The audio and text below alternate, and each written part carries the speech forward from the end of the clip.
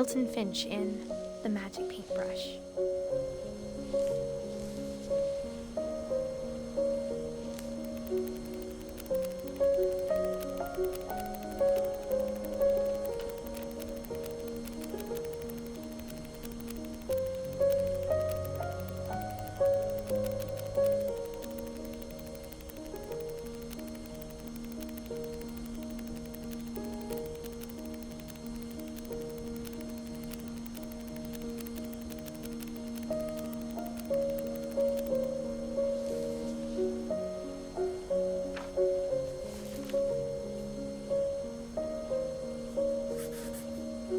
I was 4 when Milton disappeared.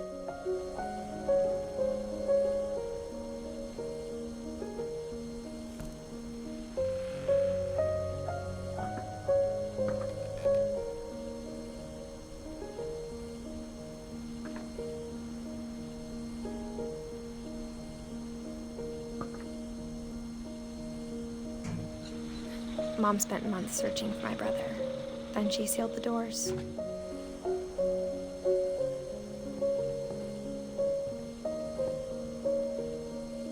Whatever Milton had found in the house, Mom didn't want it getting out.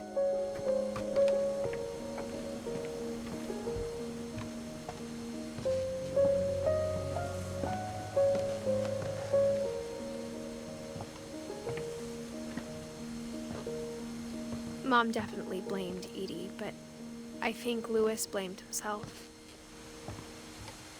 After he graduated, he just spent more and more time in his room, until Mom got him a job at the cannery.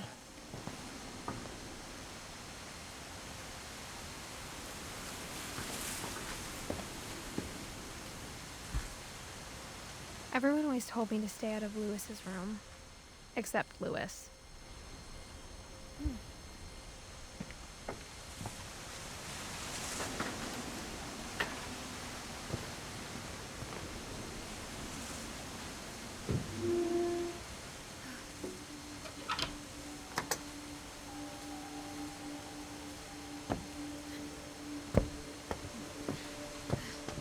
Louis's room smelled very, very familiar.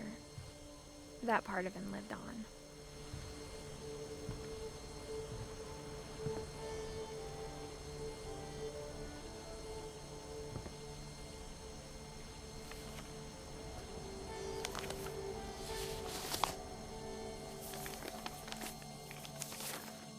Dear Mrs. Finch, as Louis's psychiatrist, I can understand your desire for an explanation. As I see it, the trouble began in January, shortly after we convinced your son to seek treatment for substance abuse. Newly sober, I believe Louis first noticed the monotony of his daily life.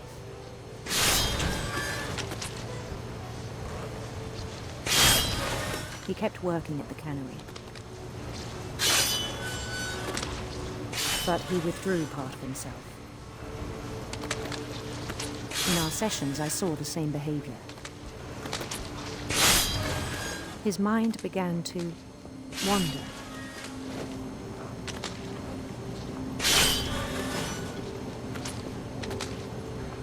I asked him to describe it.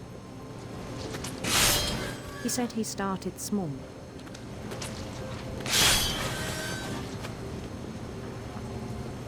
Imagining a labyrinth.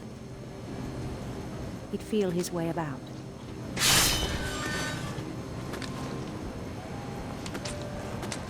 Then something moved. Bats. And toads.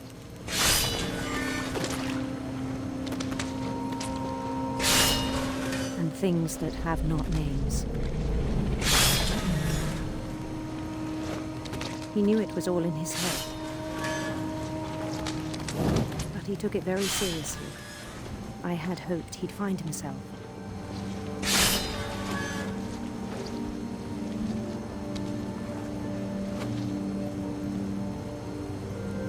But he found something more. I worried about him then. Daydreaming at the cannery.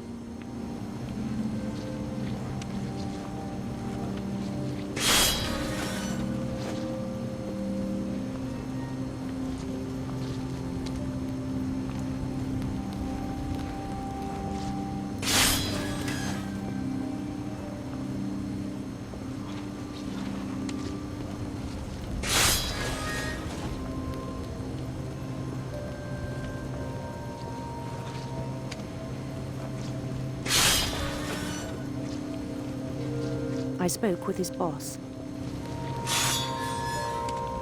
But he said Lewis had become a model employee. Methodical, tireless, focused. Like a whole new Lewis. So I let him go on.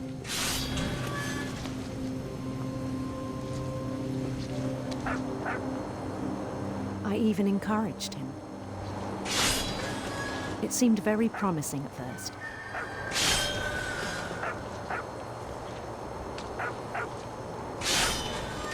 He told me he'd made a new friend.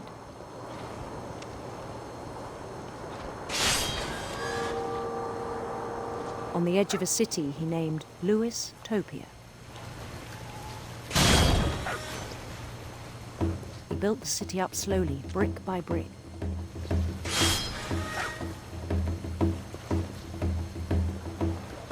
Then he made musicians.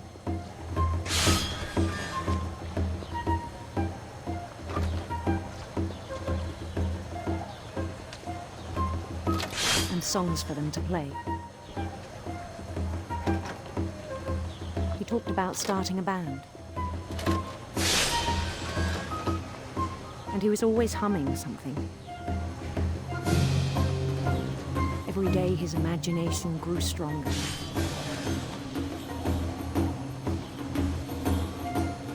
He no longer spoke at the cannery. But his chopping was as reliable as ever. Then one day it struck him that all the cheering crowds, even the stones under his feet, were all in his imagination, so he could do whatever he wished.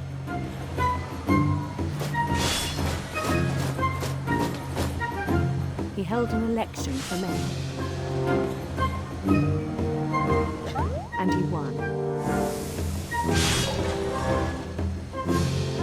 They begged him to stay, but his mind was already wandering.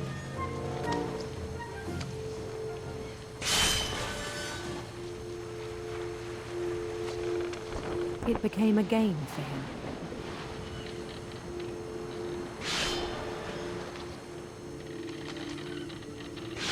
He'd conquer a city, then immediately push on. New Louisville.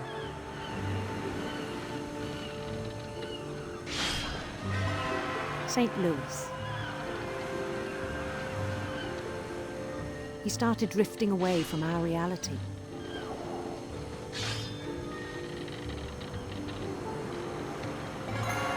Minneapolis, until one day he forgot to go home from the cannery. Even as his mother pleaded with him, part of Lewis kept sailing on.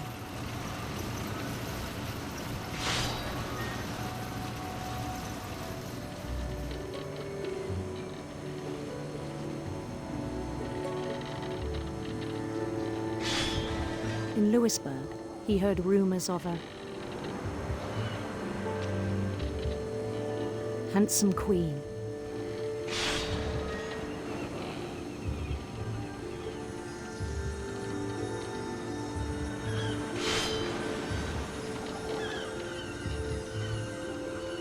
The queen was on her own quest for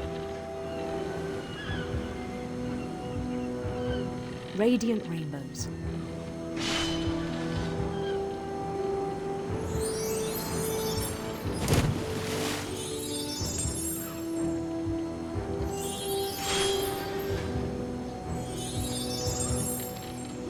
He followed the sound of her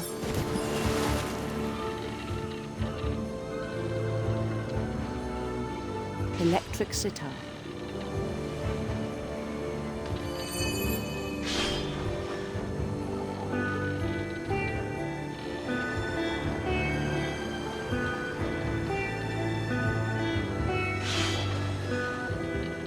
His chase led him to a golden palace east of the sun and west of the moon. Even then, his logic remained sound. He knew the world was all in his imagination.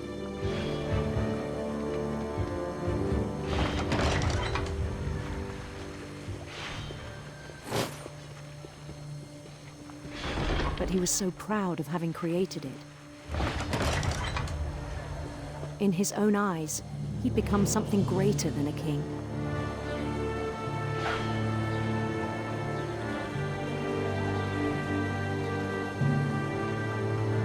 For someone who'd never known success in the real world, I think it was overwhelming.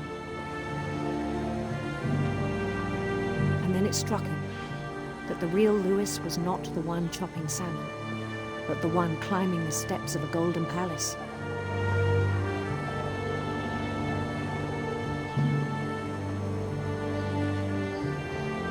My imagination is as real as my body, he told me. It was hard to argue with him.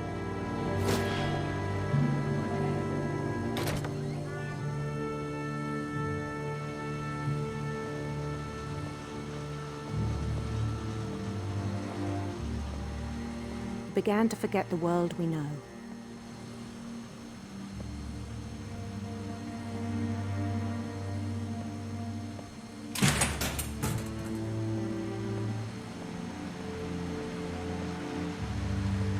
I think it pained him to remember Louis, the cannery worker.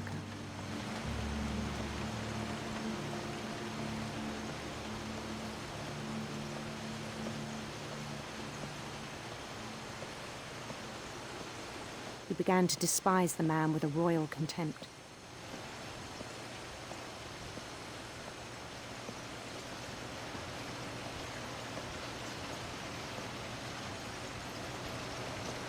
I still thought I could save him. Even after he said he was being crowned king over all the lands of wonder. The palace would be packed with his companions.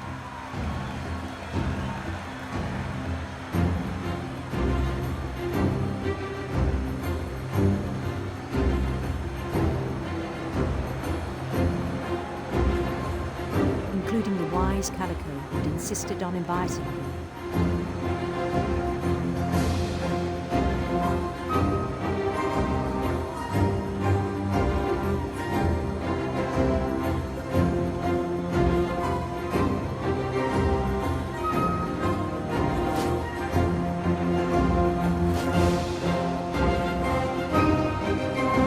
His queen waited, holding his crown.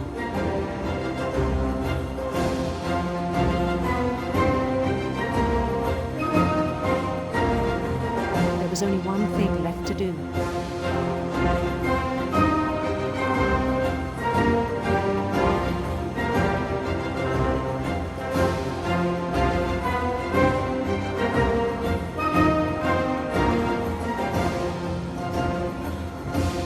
Bend down his head.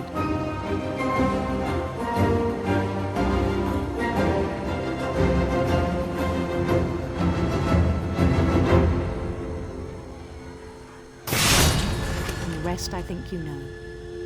Mrs. Finch, your son was a kind man who will be missed by all of us who knew him.